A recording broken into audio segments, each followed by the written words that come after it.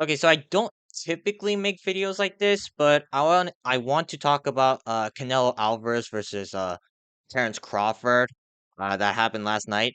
I was gonna post a video about this earlier, but like yeah, it was 2 a.m. by the time this event ended for me. And not gonna lie, I was kind of feeling it.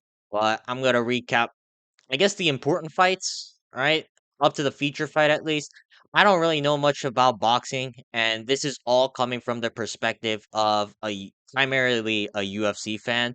So if I don't understand like certain things, like that's why. But I'm gonna do my best to recap every single fight and just break down what I thought about the event overall. First off with the main event, Canelo Alvarez versus Terrence Crawford. Yeah, I'm not gonna lie. The scorecards read like 115 to 113 for two of the judges and like 116 to 112. I thought that you could have given more rounds to Terrence Crawford. Like Canelo Alvarez had little success. And I mean little. Like I gave Canelo Alvarez like 3 rounds, maybe 4 at best. So I don't understand where the judges are coming from with like I don't know, like a 115, 113 scorecard. Because again, it just looked like Terrence Crawford was in control of majority of the fight.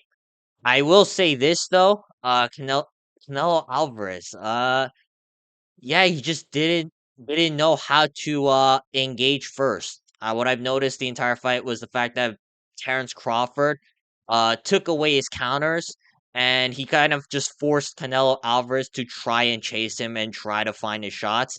And Terrence Crawford throughout the entire time was able to use his footwork to answer around Canelo Alvarez. I thought his straight punches were better. The jab was money for Crawford every time Canelo Alvarez tried to step in, and Terrence Crawford was able to win pretty dominantly. I don't know how boxing typically works. Like I see some people calling a rematch. I don't really want to see it. I thought that Terrence Crawford clearly won the fight and it was really dominant. Even though announcers like Max Kelleher would suggest that Canelo Alvarez got the respect of Terrence Crawford. Like, bro, shut up. Like, no, he didn't. I'm gonna say that much. Even though I'm a boxing casual, and overall, I'd say it was a very good performance from Terrence Crawford, but it was very uneventful from the side of Canelo because Canelo again, even though he knew that he was down rounds, he just couldn't find any sort of aggressive pace. He kind of just relied on Terrence Crawford to engage first, even though he was losing like 8 rounds. And to me, that I don't know, it just makes for a boring fight at times. All right. It also didn't help that this ended at like 2 in the morning for me, so there's that. But hey, Terrence Crawford is now the undisputed whatever super middleweight champion. I don't really know all the organization names and stuff like that. And here's Dana White putting on a boxing belt on Terrence Crawford. Like I did not think this was ever gonna happen. But yeah, we're gonna talk about Dana White later because my goodness, he should never be promoting a boxing event. But for now, we're gonna move on to the next fight. All right, now up next we got Fernando Vargas Jr. versus Callum Walsh. Yeah, I went in this thinking that Fernando Vargas Jr. was going to lap around Callum Walsh because Callum Walsh, even though I don't know much about boxing, what I do know is he's basically Dana White's prodigy, and Callum Walsh is kind of the guy that Dana White is trying to use to get into boxing in the first place. And I did not really think he was like elite of the elite. All right. I just thought that he was beating up B tier competition that Dana White was setting up for him. And I thought that Callum Walsh was going to get exposed at some point. Little did I know, however, that Fernando Vargas Jr., I don't know what he does well, right? He just kind of stood there looking pretty for like 10 rounds. It's a very uneventful fight, I'll give you that. Like, both fighters did not really do anything to impress me, right? I was expecting a little bit more of a slug out of Fernando Vargas Jr. You know, he is the shorter fighter, so he has to get in more. Callum Walsh, very elusive with his hands down, trying to like pick his shots. So I was expecting Fernando Vargas Jr. to like try to get inside more and be more aggressive, but that's not what happened. Fernando Vargas Jr. just kind of looked pretty and stayed on the outside, letting Callum Walsh just tee off on him. And I don't know what Fernando Vargas Jr. does well. I don't know how he's 17-0. Like how, right? It honestly felt like they brought Callum Walsh in so that they could build up Fernando Vargas Jr.'s name. But Fernando Vargas Jr. even failed to deliver against Callum Walsh. That's what it felt like to me. And again, I don't think Callum Walsh is going to be like this next generation boxer in the whatever welterweight division they're in. So it was it's very disappointing, very lackluster. And Callum Walsh was still proving to be the better boxer. He was able to win the majority of the rounds by just teeing off on Fernando Vargas Jr. because Vargas Jr. never bothered to try and counter or time anything as Callum Walsh went in. He just held the high guard and tried to like duck away from certain punches. Again, very uneventful fight, and I don't want to talk about this anymore. All right, now up next we got Billy versus Martinez. I forgot their first names, but yeah, this was a sick fight. All right. This was probably the best fight on the card. All right. And I'm saying this as someone who didn't watch the rest of the card because these guys were slugging for 10 rounds. I low key thought that Billy won, but I kind of understand why they made this a draw. Like Martinez, he is kind of I don't, even though he's not Mexican, like he's very friendly with the Mexican crowd. He did do some throw some shots later in the fight that kind of slowed down in Billy, and it did look like that Martinez was trying to build momentum as the later rounds progressed. But overall, this was an absolutely sick fight. Like from round one, these guys were slugging it out. They were like making sure that they made this the fight of the night.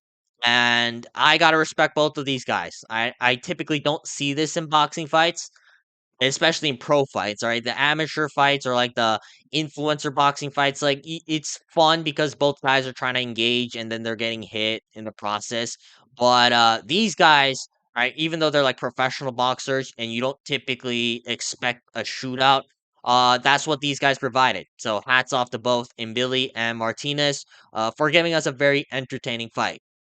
And last but not least, I want to break down Dana White over here. This bald fucking turd. Yeah, just never try to enter boxing again. All right. Not only are you gonna continuously get humiliated during the press conferences, yeah, all of the promises that Dana White said to us, he never did. And I'm talking about the promises he made once Dana White enters boxing as like a promoter and actually tried to fix the pacing of boxing.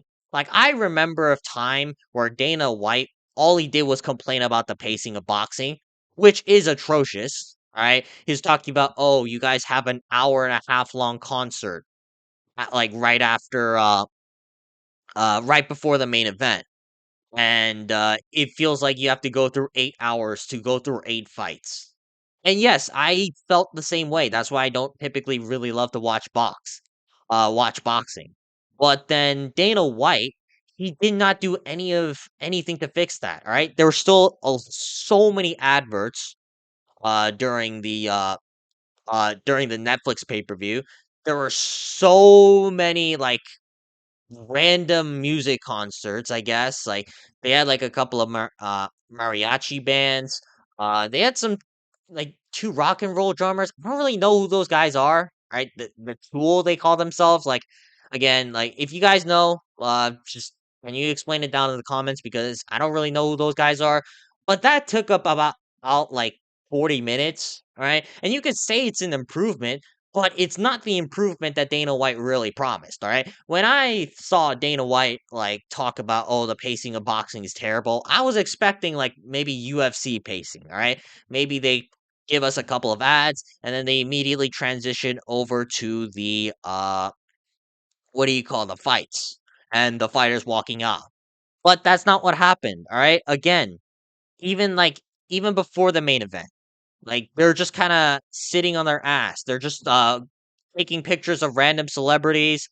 Uh, they have to hand the camera over to Turkey Al Sheikh because His Excellency, after all, financed the event, and it was just a very uneventful in between, and like I just didn't want to hear the yapping of like a bunch of random analysts that I've never seen before, like in between every single fight. Like, I know the UFC does that as well, but it's not to the level of, boxing.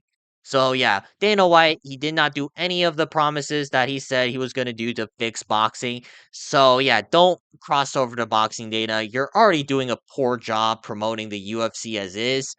And if Dana continues to promote boxing, it's not going to get that much better. If anything, it's going to have the same problems in terms of pacing, plus the fact that Dana White is going to try and get rid of the Muhammad Ali Act and have these fighters fight for like, what, 10K for 10K. It's very disgusting behavior from Dana White, and I hope I never see him promote a boxing event ever again.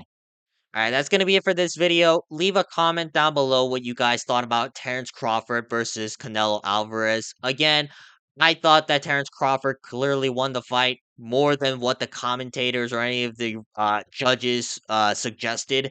And I also believe that either a rematch is gonna happen because that's what typically happens in boxing, or Crawford might just retire. Right? I don't know what's gonna happen next, but it's clear now that Terrence Crawford's one of the best boxers of this generation. Other than that, though, if you guys want to see more videos like this, please make sure to like and subscribe so we can get this channel monetized. Other than that, though, I will probably see you guys in a couple of hours to post one more video. Peace.